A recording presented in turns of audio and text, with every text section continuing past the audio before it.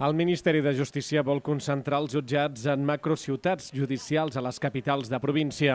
Això suposaria que a la demarcació de Lleida desapareixerien els partits judicials de Balaguer, Tremp, Cervera, Solsona, Viella i la Seu d'Urgell. Aquest fet comportaria que tots els processos judicials de primera instància s'haurien d'anar a fer a Lleida. El possible tancament dels jutjats comarcals apareix en un informe d'experts que servirà de base per l'avantprojecte de llei de reorganització de la justícia. Una idea molt clara de recentralització en les províncies per part del govern de l'Estat.